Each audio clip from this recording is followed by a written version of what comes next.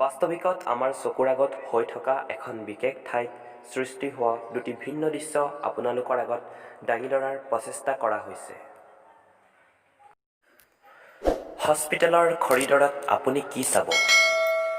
চিহ্ন থকা কোনো ব্ৰেণ্ডৰ জোতাই চাবনে?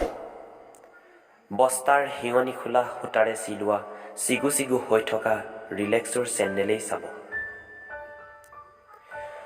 দামী ভাল বস্ত্ৰৰে তৈয়াৰী কোট পিন্ধা চহকীজনৰ অনুৰোধেই শুনিবনে? পুত্ৰৰ স্কুলীয়া দিনৰ আধা ৰঙীয়া পুৰণি কমলা ৰঙৰ ছুৱেটাৰ পিন্ধা মানুহজনৰ অনুৰোধ শুনিব?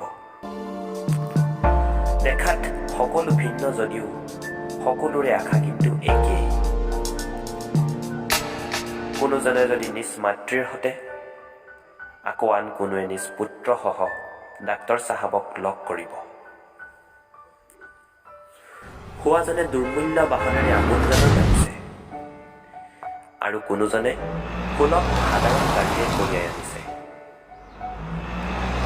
হুইলচেয়াৰত পংগুজনক কোনোৱে ঠেলি আনিছে, আন কোনোবাক আকৌ ইমাৰ্জেঞ্চি কোঠালিলৈ জীয়াই থকাৰ ভাকনাত ঠেলি নিয়া হৈছে।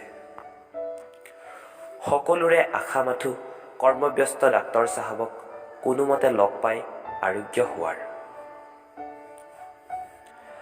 সভ্যতাৰ অগ্ৰগতিত বস্তুবাদিকতাৰ চাহিদা বাঢ়িছে যদিও এয়াই হৈছে জীৱনৰ প্ৰাক আৰু যৱনিকাৰ সন্ধিস্থল।